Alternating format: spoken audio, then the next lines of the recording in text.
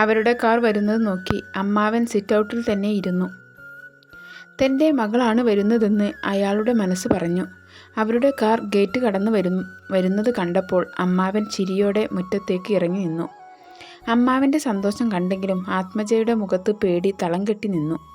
അവളുടെ കണ്ണുകൾ ആ വീട്ടിലേക്ക് നീണ്ടു. അമ്മായിയും മക്കളും എവിടെ? കാറിൽ നിന്നും ഇറങ്ങുമ്പോൾ ചൂലുമായി ഓടി വരുമോ? അവളുടെ മനസ്സിൽ കൂടി ചോദ്യങ്ങൾ ഓടി നടന്നു. തന്നെ തല്ലോ കൊല്ലോ ചെയ്തോട്ടെ, അതുപോലെയല്ല ജിത്തു. തൻ്റെ ജീവനാണ്. പുറത്ത് കാണിക്കാൻ സമയമായിട്ടില്ല. തൻ്റെ മാത്രമാവുന്ന നിമിഷം വന്ന് തൻ്റെ സ്നേഹത്തിൻ്റെ ചൂടും തണുപ്പും അവനിലേക്ക് പൂർണ്ണമായും ചൊരിയും. കാർ നിർത്തിയതും അമ്മാവൻ ഓടി വന്ന് ആത്മജയെ ഇറങ്ങാൻ ഡോർ തുറന്നു പിടിച്ചു. എല്ലാവരും എവിടെ അമ്മാവ? അവൾ കാറിൽ നിന്നും ഇറങ്ങും വഴി പേടിയോടെ ചോദിച്ചു. ഞങ്ങൾ ഇവിടെയുണ്ട്, വാ മക്കളെ. അമ്മായിയുടെ സൗണ്ട് കേട്ട ഭാഗത്തേക്ക് ആത്മജ അതിശയത്തോടെ നോക്കി. അവരെ നോക്കി ചിരിയോടെ നിൽക്കുന്ന അമ്മായി. ഇതെന്തു മറിമായം? അവൾ സ്വയം ചോദിച്ചു. എന്താ അവിടെ തന്നെ നിൽക്കുന്നേ? കയറി വാ. അമ്മായി അവിടെ നിന്നുകൊണ്ട് വീണ്ടും പറഞ്ഞു. വാ മക്കളെ. അമ്മാവൻ ആത്മജയുടെ കയ്യിൽ പിടിച്ചുകൊണ്ട് ജിത്തുവിനെ നോക്കി ചിരിച്ചു. അമ്മാവൻ്റെ ചിരി കണ്ട് ജിത്തുവും ചിരിച്ചു. ആത്മജക്ക് ഒന്നും മനസ്സിലാവാതെ കണ്ണും തള്ളി നിൽക്കുകയാണ്. നോക്കണ്ട, നിന്റെ അമ്മായി നമ്മളെ സ്നേഹം കൊണ്ട് മൂടും, എന്നാ പോരെ? ജിത്തു ആത്മജയോട് പറഞ്ഞിട്ട് ചിരിച്ചു. കുട്ടികൾക്ക് കഴിക്കാൻ എടുത്തു വെക്ക്, സന്ധ്യ ഇപ്പോൾ വരാം. ഭർത്താവിൻ്റെ പറച്ചിൽ കേട്ടപ്പോൾ സന്ധ്യയുടെ മുഖത്ത് കറുത്തു. പെട്ടെന്ന് എന്തോ ഓർമ്മ വന്നതുപോലെ സന്ധ്യ മുഖത്ത് ചിരിയുടെ മൂടും പാടം എടുത്തണിഞ്ഞു. ദേ ഇപ്പോൾ വെടുക്കാം. അവരുടെ പല്ലുകൾ നെരിഞ്ഞമർന്നു. അമ്മായി, ചേട്ടനും മനുക്കുട്ടിയും എത്തിയില്ലേ? ആത്മജ ചോദിച്ചു. ഇല്ല, അവർ എൻ്റെ വീട്ടിലേക്ക് ഇന്നലെ പോയി. 2 ദിവസം കഴിഞ്ഞേ എത്തൂ, അമ്മായി പറഞ്ഞിട്ട് അടുക്കളയിലേക്ക് നടന്നു. ഭാര്യയുടെ പോക്ക് കണ്ടപ്പോൾ അമ്മാവൻ ചിരിച്ചു. പിന്നെ തിരിഞ്ഞ് അവരെയും കൊണ്ട് അമ്മാവൻ മുകളിലെ റൂമിലേക്ക് നടന്നു. ഇതാണ് നിങ്ങളുടെ മുറി. മക്കൾ ഡ്രസ്സൊക്കെ മാറിയിട്ട് വാ, അമ്മാവൻ പറഞ്ഞിട്ട് താഴേക്ക് പോയി. ജിത്തു ആ റൂമിൽ മൊത്തം നോക്കി. കൊള്ളാം, നല്ല മുറി, അവൻ മനസ്സിൽ പറഞ്ഞു. സത്യം പറ, ഇവിടെ എന്താ സംഭവിച്ചത്? ആത്മജ ജിത്തുവിൻ്റെ മുന്നിൽ കയറി നിന്നു കൊണ്ട് ചോദിച്ചു. ആർക്കറിയാം, ഞാൻ ഇവിടെ ഇന്നാണ് വരുന്നത്. നിന്റെ വീടല്ലേ ഇത്, അപ്പോൾ എന്നോടാണോ ചോദിക്കണേ? അവൻ അതിശയം മുഖത്ത് വരുത്തിക്കൊണ്ട് ചോദിച്ചു.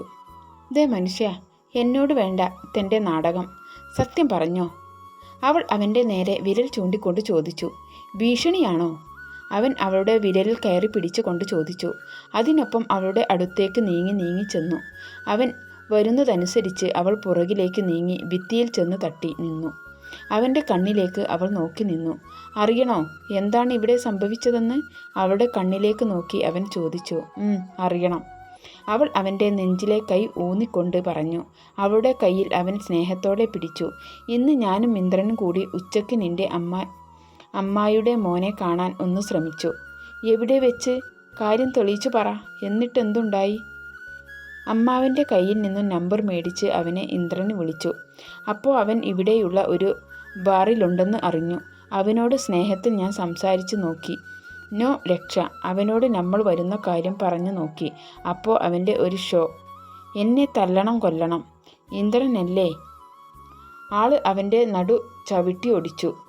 അവൻ തന്നെ എടുത്തു ഹോസ്പിറ്റലിൽ കൊണ്ടുപോയി. നിന്റെ അമ്മായിയും അമ്മാവനും പിന്നെ ഒരു പെണ്ണും ഹോസ്പിറ്റലിൽ ഓടിയെത്തി. ഇന്ദ്രൻ അമ്മായിയെ നന്നായി വിരട്ടി.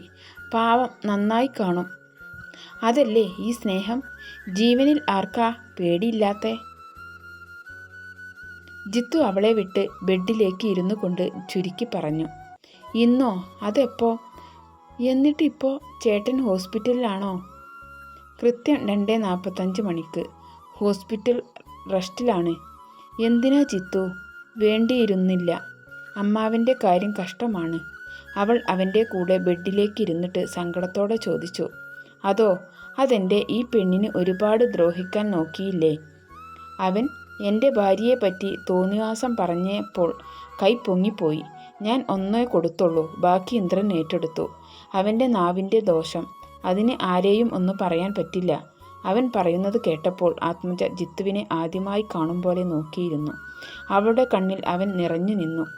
ജിത്തുവേട്ടാ, ആർദ്രമായി അവൾ വിളിച്ചു. എന്തോ?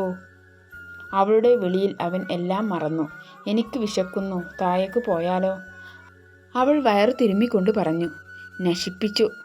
ആ പോവാം, ഞാനൊന്ന് മുഖം കഴുകിയിട്ട് വരാം. അവൻ ഇഷ്ടക്കേടോടെ എണീറ്റ് ബാത്റൂമിൽ ഡോർ തുറന്ന് അകത്തേക്ക് കയറി. ലവ് യു ജിത്തുവേട്ടാ, സമയമായിട്ടില്ല, കുറച്ചുകൂടി നന്നാവാനുണ്ട്, അവൾ മനസ്സിൽ പറഞ്ഞുകൊണ്ട് എണീറ്റ് ബാഗിൽ നിന്നും ഒരു ചുരിദാർ എടുത്തു ഡ്രസ്സിംഗ് റൂമിലേക്ക് പോയി. ഛേ, വേണ്ടായിരുന്നു. തനിക്ക് അവളോട് അങ്ങനെയൊന്നും തോന്നാൻ പാടില്ല. അവൾക്കൊരു ഭാവിയുണ്ട്. തന്നെ പോലെയുള്ളവർക്ക് ആത്മജ പോലെ ഒരു പെണ്ണ് വിധിച്ചിട്ടില്ല. പൈപ്പിൽ നിന്നും വെള്ളം കയ്യിലെടുത്ത് മുഖത്തേക്കൊഴിച്ചുകൊണ്ട് ജിത്തു പറഞ്ഞു. കണ്ണാടി നോക്കി കുറച്ചു നേരം നിന്ന ശേഷം തൂക്കിയിട്ടിരിക്കുന്ന ടവലെടുത്ത് മുഖം തുടച്ചു. പുറത്തേക്ക് വരുമ്പോൾ അവനെ കാത്തു നിൽക്കുന്ന ആത്മജയെ കണ്ടപ്പോൾ മുഖത്ത് ഒരു ചിരി അവനിൽ തെളിഞ്ഞു. പോവാം, വിശക്കുന്നു. പറഞ്ഞു കഴിഞ്ഞതും ആത്മജ പുറത്തേക്ക് വാണം വിട്ട പോലെ പാഞ്ഞു. എൻ്റെ ഈശ്വര, 1/2 മിനിറ്റായോ ബേക്കറിയിൽ കയറി തിന്നത്? ഇനി വല്ല കൊക്കപ്പുഴുവും വയറ്റിലുണ്ടോ? അവൻ അവളോട് ഉറക്കെ ചോദിച്ചു. ഉണ്ട്, വാ ജിത്തു. അവൾ അവൻ്റെ കയ്യിൽ പിടിച്ചുകൊണ്ട് കൊഞ്ചി പറഞ്ഞു. എന്താ ഒരു സ്നേഹം? അവൻ കളിയാക്കി ചോദിച്ചു. എൻ്റെ കെട്ടിയോനെ എനിക്ക് സ്നേഹിച്ചൂടെ? അവൾ അവൻ്റെ മുഖത്ത് നോക്കി നിറഞ്ഞ ചിരിയോടെ ചോദിച്ചു. അമ്പടി, കാര്യം നടക്കാൻ നീ നന്നായി സംസാരിക്കും, എനിക്കറിയില്ലേ. വിശക്കുന്നില്ലേ? അത് നടക്കട്ടെ. അവൻ പറഞ്ഞിട്ട് ആത്മജയെ മറികടന്ന് താഴേക്ക് നടന്നു. അവർ വരുന്നത് കണ്ടപ്പോൾ അമ്മായിയുടെ മുഖം മാത്രം കറുത്തിരുന്നു. അമ്മാവൻ അവരെ കഴിക്കാൻ ഇരുത്തി. അമ്മായി എല്ലാം വിളമ്പിക്കൊടുത്തെങ്കിലും അവരോടൊന്നും സംസാരിച്ചില്ല. അതിന് പകരമായി അമ്മാവൻ വിശേഷങ്ങളുടെ കെട്ടുകൾ അഴിച്ചു. ഇതൊക്കെ ദേഷ്യത്തോടെ കേട്ടു നിന്നെങ്കിലും അമ്മായി വായ തുറന്നില്ല. എന്തെങ്കിലും ചോദിക്കാൻ ആത്മജയും ഭയന്നു. രാത്രിയായപ്പോൾ ആത്മജ റൂമിലേക്ക് പോയി. അമ്മാവനുമായി ജിത്തു താഴെയിരുന്നു. അമ്മാവാ, മിന്നു പോവാനാ കാത്തു നിന്നത്. ഒന്നൂടെ നടന്നാലോ? എനിക്ക് കുറച്ച് കാര്യങ്ങൾ അറിയാനുണ്ട്. അമ്മാവനോട് ചോദിച്ചിട്ട് ജിത്തു ഫോൺ കയ്യിലെടുത്തു. അത് കണ്ടപ്പോൾ അമ്മാവൻ ശരിയെന്ന് തലകുലുക്കി സമ്മതിച്ചതിന് ശേഷം ജിത്തുവുമായി പുറത്തേക്ക് നടന്നു. അവരുടെ പോക്ക് കണ്ടപ്പോൾ അമ്മായി ദേഷ്യത്തിൽ വാതിൽ കൊട്ടിയടച്ചു. മുകളിലെ റൂമിലേക്ക് ഓടി. അതുവരെ മറച്ചു വെച്ച ദേഷ്യം മുഴുവൻ ആത്മജയുടെ നേരെ ചീറ്റി അവരുടെ മനം വെമ്പി. അമ്മായി ആത്മജയെ കിടക്കുന്ന മുറിയിൽ വാതിൽ തള്ളി തുറന്ന് ദേഷ്യത്തിൽ അകത്തേക്കു കയറി. ആത്മജ മുകളിൽ കറങ്ങുന്ന ഫാനിലേക്ക് നോക്കി കിടക്കുകയായിരുന്നു. അമ്മായിയെ കണ്ടപ്പോൾ ആത്മജ ചാടി എണീറ്റ് നിന്നു. അമ്മായിയുടെ മുഖത്തെ ക്രൂരഭാവം അവളിൽ പേടി ജനിപ്പിച്ചു. എടി, ഇപ്പോൾ ഇവിടെ നിന്ന് ഇറങ്ങിക്കോണം. എൻ്റെ മോനെ കൊല്ലാറാക്കിയിട്ടിട്ട് നീയും കെട്ടിയോനും ഇവിടെ സുഖമായി കിടക്കാൻ കരുതണ്ട. അമ്മായി അലറിക്കൊണ്ട് പറഞ്ഞിട്ട് അവളെ അടിക്കാൻ കൈ ഓങ്ങി. അവൾ കയ്യിൽ കടന്നു പിടിച്ചിട്ട് ബലത്തിൽ തട്ടിമാറ്റി. എന്താ പറഞ്ഞേ? ഞങ്ങൾ ഇവിടെ കിടക്കും. അമ്മായി എന്തു ചെയ്യും? എൻ്റെ കെട്ടിയോൻ വെറുതെയല്ല അവനെ തല്ലിയത്. നാക്കിന് എല്ലില്ലെന്ന് കരുതി എന്തും പറയരുത്.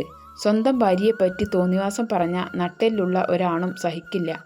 അമ്മായി വളർത്തി വഷളാക്കി വെച്ചിട്ട് മറ്റുള്ളവരോട് നേരെ കുരുക്കരുത്. പണ്ടത്തെ പോലെ ഇനിയും എന്നെ ഉപദ്രവിക്കാൻ വന്ന അമ്മായിയും റെസ്റ്റ് എടുക്കേണ്ടി വരും. ആത്മജ പുച്ഛത്തോടെ പറഞ്ഞു. അയ്യടി, നിന്റെ കെട്ടിയോൻ അത്ര പുണ്യാളനാണെന്നൊന്നുമല്ല. അവന് പല പെണ്ണുങ്ങളുമായി ബന്ധമുണ്ട്. അവന് നീ വെറും പെണ്ണാണ്. മടുക്കുമ്പോൾ വലിച്ചെറിയാൻ അവന് മടിയില്ല. പിന്നെയും നീ എൻ്റെ കാലിൻ്റെ അടിയിൽ കിടക്കും. അന്ന് നിന്നെ ഞാൻ നരകം കാണിക്കും. നീ ഓങ്ങി ഇരുന്നോ. അമ്മായി കലി തുള്ളി പുറത്തേക്ക് പോയതും ആത്മജ ബെഡിലേക്ക് കിടന്നു. അമ്മായി പറഞ്ഞത് ഏറെക്കുറെ നേരാ. തന്നെ വലിച്ചെറിഞ്ഞാൽ താൻ ഇങ്ങോട്ട് തന്നെ എത്തും. വിഷ്ണുവേട്ടാ, എവിടെയാ എന്നെ തനിച്ചാക്കി പോയത്? ഇങ്ങ് വേഗം വാ. മടുത്തു എനിക്ക് ഈ ജീവിതം. എത്ര നാൾ ഇങ്ങനെ ജീവിക്കണം? എൻ്റെ ദൈവമേ, എൻ്റെ വേദന നിനക്ക് രസാണോ? അവൾ പദം പറഞ്ഞു കരഞ്ഞു. എനിക്കറിയില്ല മോനെ ആ കുട്ടിയെക്കുറിച്ച്. ആ നാട്ടിലേക്ക് പിന്നെ ഞാൻ പോയിട്ടില്ല. എന്നാലും ഞാൻ പോയി അന്വേഷിച്ചു പറയാം. അമ്മാവനോട് ജിത്തു എല്ലാം പറഞ്ഞു കേൾപ്പിച്ചു. അവസാനം വിഷ്ണുവിൻ്റെ അപേക്ഷയും. അമ്മാവൻ ദേവിയെപ്പറ്റി അറിഞ്ഞു വരാമെന്നും പറഞ്ഞ് കേട്ടപ്പോൾ തന്നെ ജിത്തുവിന് മനസ്സ് നിറഞ്ഞു. അവർ പിന്നെയും സംസാരിച്ചു കൊണ്ട് തിരിച്ച് വീട്ടിലേക്ക് നടന്നു. എന്നാ മക്കൾ കിടന്നോ? Good night good night Jithu അമ്മാവനോട് പറഞ്ഞിട്ട് റൂമിലേക്ക് നടന്നു. റൂമിലെത്തി ലൈറ്റ് ഇട്ടപ്പോൾ കസേരയിലിരുന്ന് ടേബിളിലേക്ക് തല വെച്ച് ഉറങ്ങുന്ന ആത്മജയാണ് കണ്ടത്. അവൻ തിരിഞ്ഞ് ഡോർ അടച്ചു കുറ്റിയിട്ട ശേഷം അവളുടെ അടുത്തു പോയി നിന്നു. അവളുടെ മുഖത്ത് കണ്ണീർ ചാലുകൾ തെളിഞ്ഞു കാണാം. മോളെ, ജിത്തു അവളുടെ തോളിൽ തട്ടിക്കൊണ്ട് സ്നേഹത്തോടെ വിളിച്ചു. അവൻ്റെ ശബ്ദം കേട്ടപ്പോൾ അവൾ തല ഉയർത്തി നോക്കി. അവൾ അവനെ കണ്ടതും ചാടി എണീറ്റ് അവനെ കെട്ടിപ്പിടിച്ചു. വാവേ, എന്താടാ, എന്തു പറ്റി?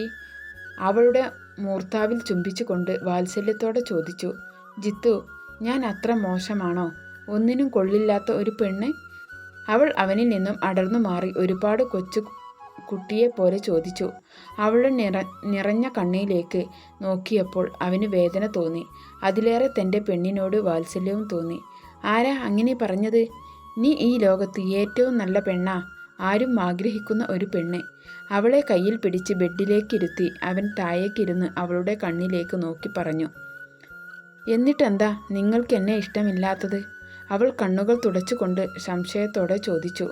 ആര് പറഞ്ഞു? എനിക്ക് നിന്നെ ഒരുപാട് ഇഷ്ടാ, ഒരുപാട്. പക്ഷേ നിന്നെ സ്വന്തമാക്കാൻ എനിക്ക് യോഗ്യതയില്ല. അവൻ അവളുടെ ചോദ്യത്തിന് ഉത്തരം പറഞ്ഞു. മാറ്. അവനെ തള്ളി മാറ്റിക്കൊണ്ട് അവൾ ബെഡിലേക്ക് കിടന്നു. അവൻ തറയിലേക്ക് ഇരുന്നു കൊണ്ട് ഇപ്പോൾ എന്താ ഇവിടെ സംഭവിച്ച്? ഇവളല്ലേ തുടങ്ങി വെച്ചത്? ആലോചിച്ചു. അത് കൊള്ളാം. എടി, നിനക്കെന്താ വട്ടുണ്ടോ? തിരിഞ്ഞു കിടക്കുന്ന അവളെ അവൻ്റെ നേരെ തിരിച്ചു കിടത്തി ദേഷ്യത്തിൽ ചോദിച്ചു. വട്ട് തൻ്റെ മറ്റവൾക്കാ, അവൾ അരിശത്തോടെ പറഞ്ഞിട്ട് അവൻ്റെ നെഞ്ചിൽ പിടിച്ചു തള്ളി. അതെ, എൻ്റെ മറ്റവള് തന്നെ പറഞ്ഞത്. അവളുടെ തള്ളിൽ ബെഡിലേക്ക് മലർന്നു വീണ ജിത്തു ചിരിയോടെ പറഞ്ഞു. അവളുടെ ചുണ്ടിൽ ചിരി വിരിഞ്ഞു. ജിത്തു, എപ്പോഴാ നമ്മൾ പോകുന്നത്? നിന്റെ സർട്ടിഫിക്കറ്റ് എല്ലാം കയ്യിലുണ്ടോ? അതോ ഇവിടെയാണോ? നാളെ എല്ലാം എടുത്തോണം. നമുക്ക് അഡ്മിഷൻ എടുക്കാനുള്ളതാ. നിനക്ക് ഏത് സബ്ജക്റ്റിനാണ് കൂടുതൽ മാർക്ക്?